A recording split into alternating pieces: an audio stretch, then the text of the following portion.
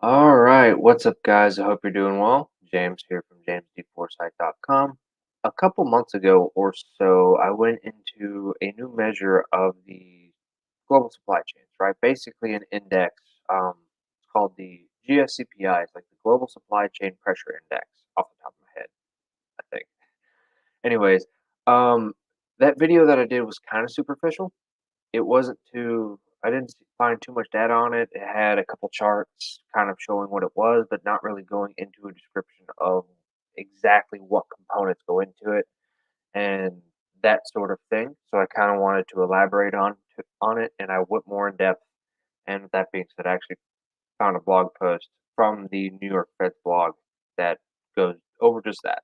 So we will switch over. All right.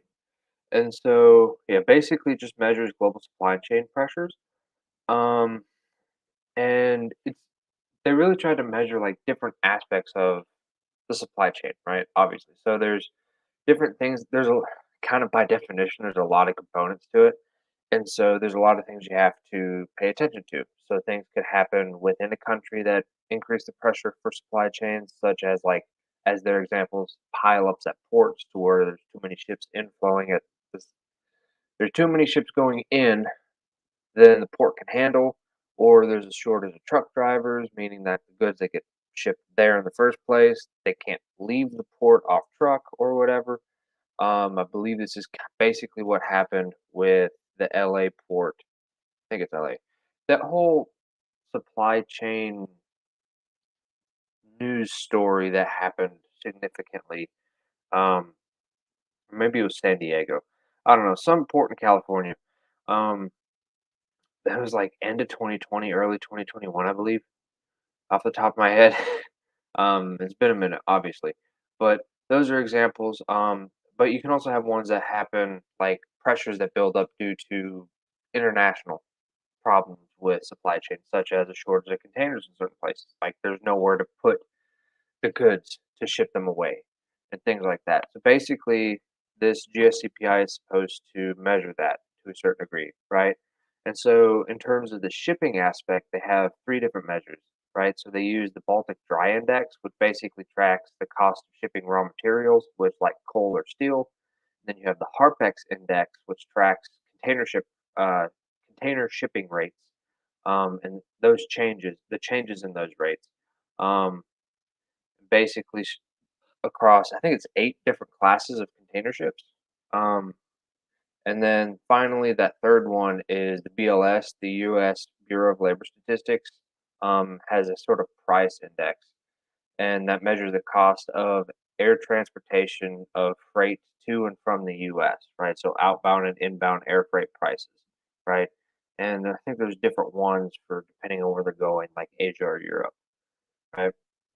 And so that's where you kind of get into these charts down here where we have the growth in shipping rates.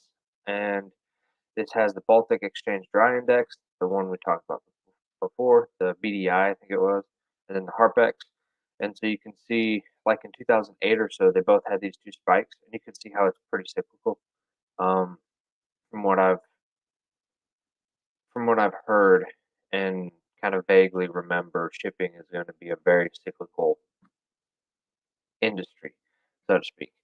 And so that being said, in the end of 2020, you see the spike in the BDI, the Baltic Dry Index, reached about the same as it did during the GFC, and it was very similar in terms of its behavior of what it did with the whole 2008 financial crisis, right?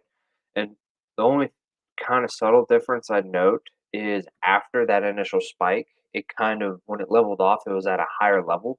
Like as you can tell, it's still kind of higher according to this chart, but also this only goes to it looks like maybe the very end of 2020, beginning of 2021, somewhere in there it seems.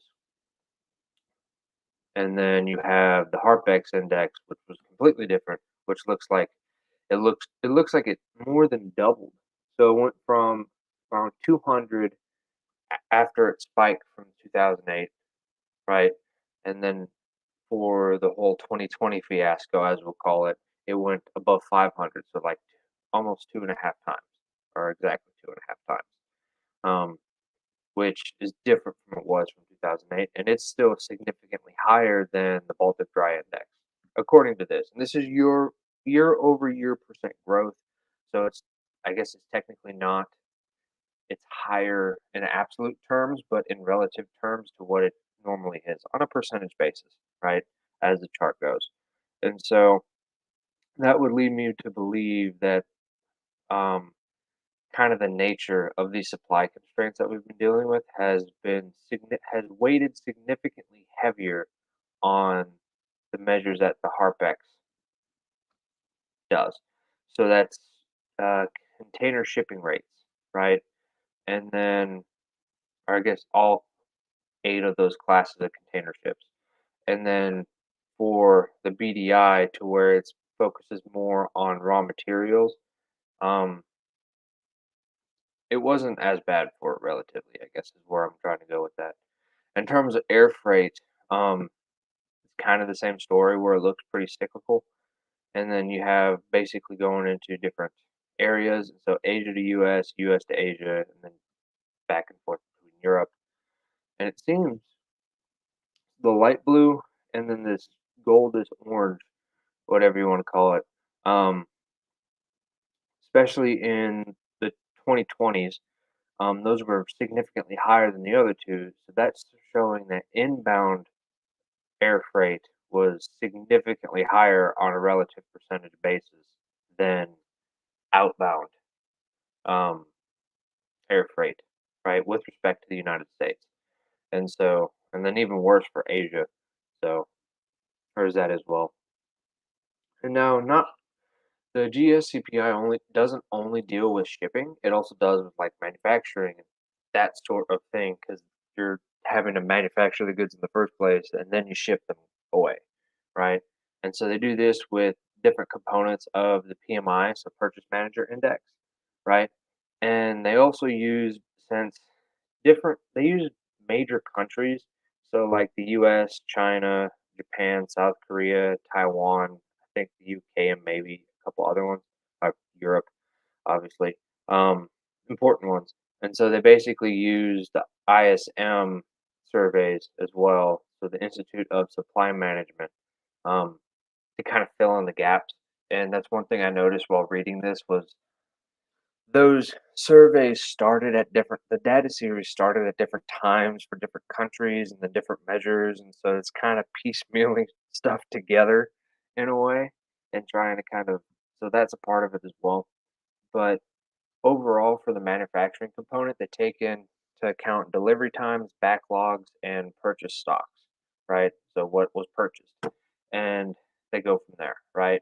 And so the measures of supply bottlenecks in general from the manufacturers. Those have risen dramatically during, as they call it, the recent recovery period. And this rise has been most notable for the delivery time subcomponent of the PMIs across all 7 economies, of the economies being the countries that I stated earlier. And so you can kind of see these subcomponents in this graph here. Um, and this is how they have diverged from average levels, right? And so blue is delivery times, red is backlogs, and then it's gold is purchase stocks. And so you can see delivery times increased significantly in the 20s and the 2020s.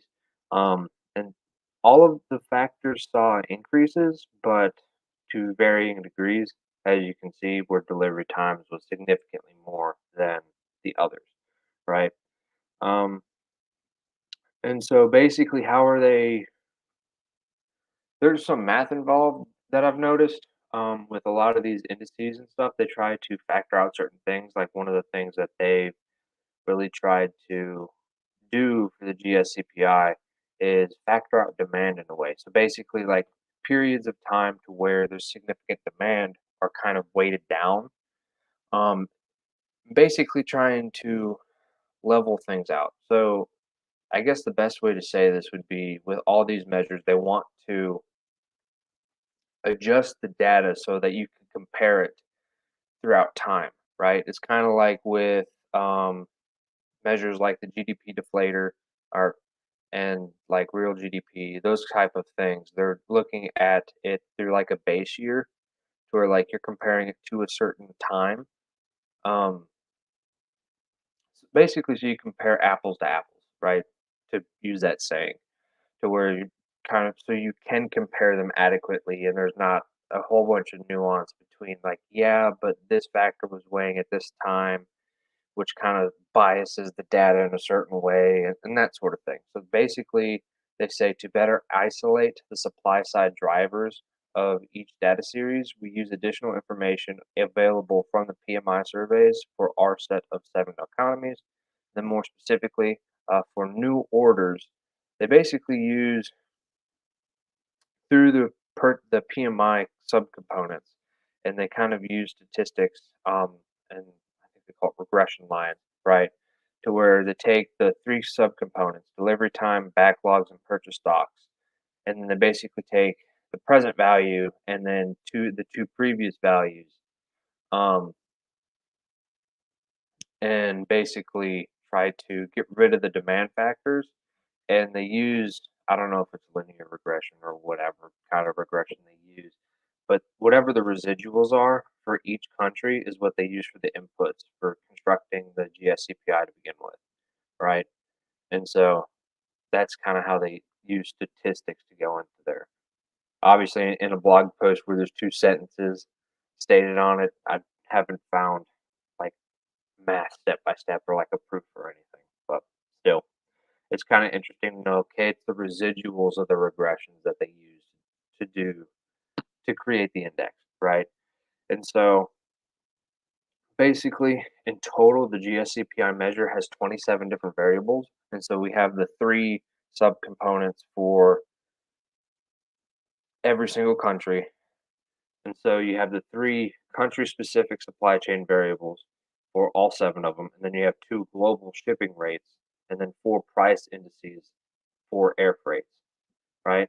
And so all of these variables are corrected, as I say, for demand effects, to the greatest possible extent, as we described with the regression and all that. And so basically, the correcting for demand reminds me a lot of how they uh, the difference between regular and like seasonally adjusted data that they have. They kind of, I guess it's the same thing where they're kind of adjusting out demand in a way. Um, but with that being said, there's that. And so the index, oh, for the chart below, basically they indexed it to where it's normalized so that 0 indicates the average value, right? And then all of the other ones are standard deviations above and below, right?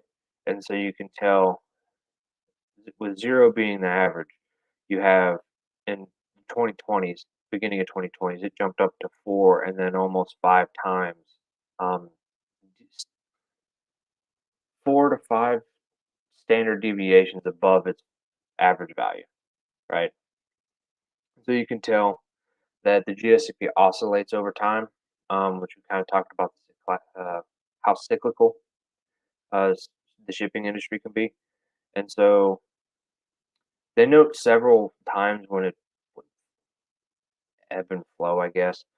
But anyways, and those examples of the time would be like GFC or any time there was major demand hits or surpluses in a way.